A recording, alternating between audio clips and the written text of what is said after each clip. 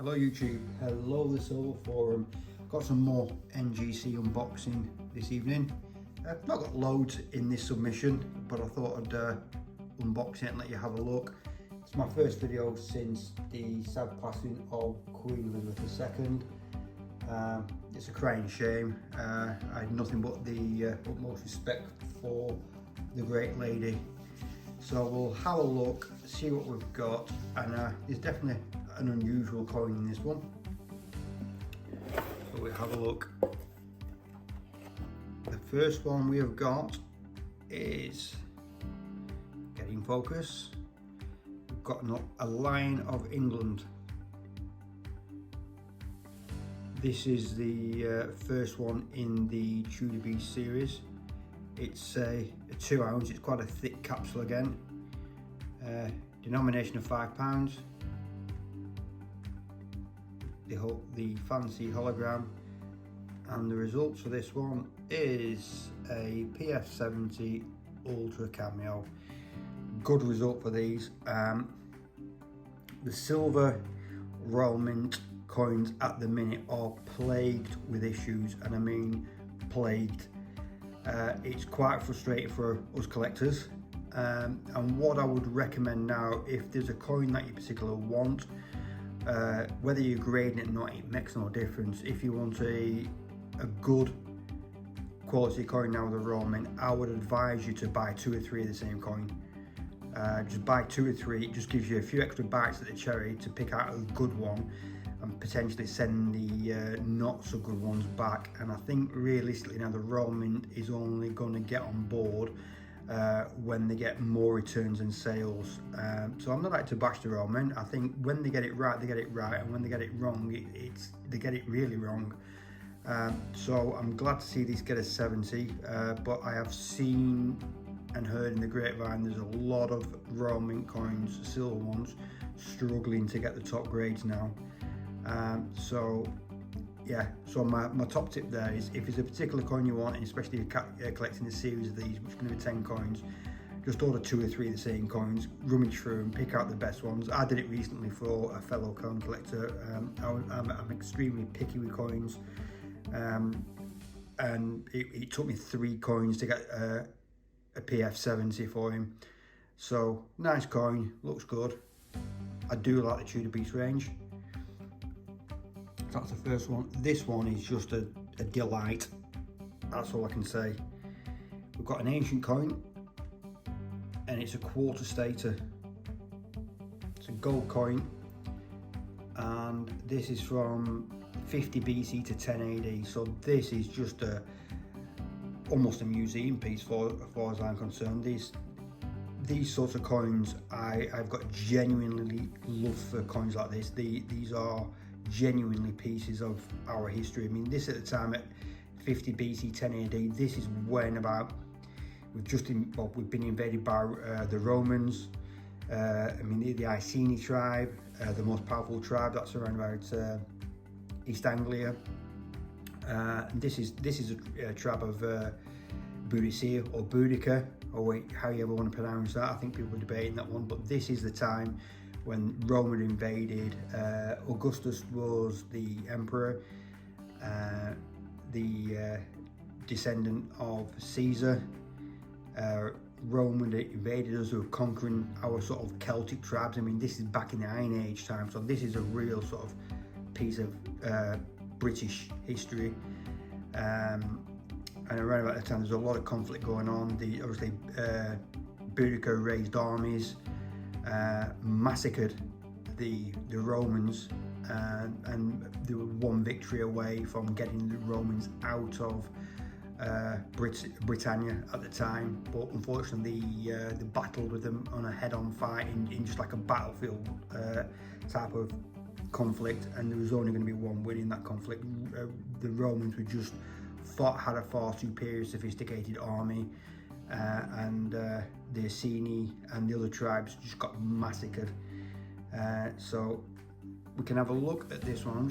This is a new capsule as well. If some of you guys have noticed, we don't have the plastic arms on there. This is like the new sort of air view capsule, which I think that's really nice.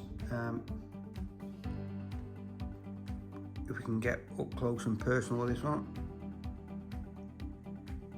Yeah, so on this side of the coin, it's the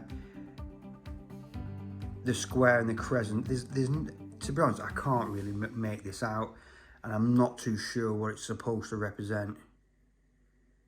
I'm sure there's some ancient Celtic coin aficionados out there will put me right there. It's something that I am getting involved with, and I'm learning, but I'm just going down so many rabbit holes with coins at the minute.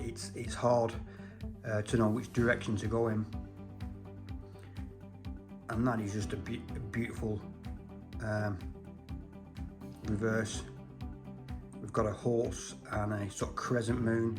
That tends to be quite common on Celtic coins.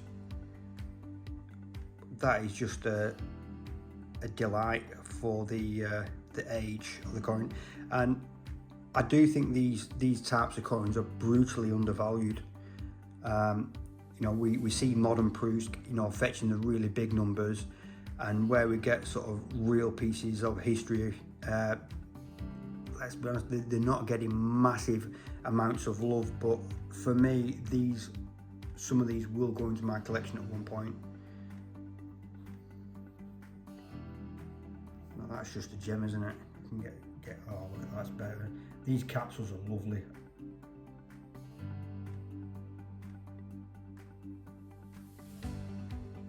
Yeah, so that's a little gem. And I've only got a 3 in this NGC unboxing, and the last one is this one, and without a doubt this is my favourite modern sovereign, bar none. 2018, George's 5th birthday, strike on the day, MS70 DPL. Without a doubt, this is just a beautiful coin. I've been raving about these for the last few years. And the reason why I have been raving about these is it's the closest thing you're going to get to have of owning an unmilled proof George and the Dragon modern sovereign. It's unmilled. If you look at the top there, we're looking down on there, it hasn't got serrated edges. And the strike on the days are designating MS or brilliant uncirculated, and I think they do that so that it doesn't upset the sovereign mintage figures at the beginning of the year. But anybody looking at this coin knows it's a proof. I mean, even the Royal Mint got this wrong in 2018 when they sold these off. They made a mistake and actually sent all the COAs out, quite a few, designated a proof instead of a brilliant uncirculated. So I've even got a letter when I bought this coin asking me to recall the COA.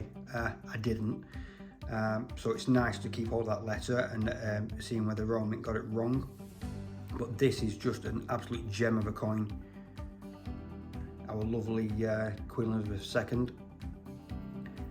And I think when they sold these, I think there's only a mintage of 500, and I think they didn't sell well at the time. I think they've only sold about 485. So these are super low numbers. At some point in history, this is going to be worth a fortune. I don't think it will be in my lifetime.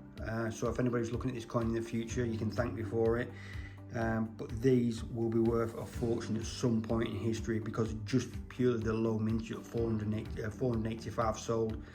It might be another 100 years from now, but this will be worth money in the future for some lucky person.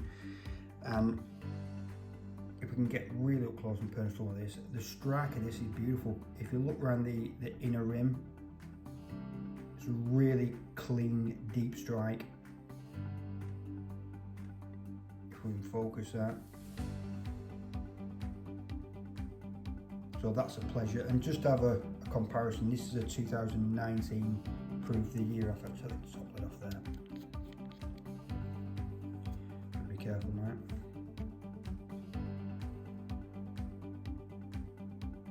A few specks on that, I can clean it up. So this is a 2019 proof. I don't think it's nowhere near as sharply struck. It's not deeply struck, because the rim, if you look at the serrations on the outer rim, it's nowhere near as good a quality as the strike on the day. So I'm just trying to give you side by side with them. If you have a look, you can see it there. This one is just a far superior coin, and it's only designating the mint state. So thanks for looking, guys. I've also got a few 2022 proof sovereigns that I am selling on the silver forum. I've just got a few. These are all got quite a few full PF70s. I've got these in all the labels. So I've got the GB label, I've got the blue label. I've also got a few coming with the brown labels in the next couple of weeks. I've also got plenty of halves as well, so if any of you guys still want to snap these up, just give us a shout on the silver forum and I'm sure we can come to some sort of arrangement, some kind of deal. I'm always happy to do a deal for somebody. So thanks for watching this evening. I think we've got to leave it with that one, haven't we? That's a beauty. So see you again. Ta-ra.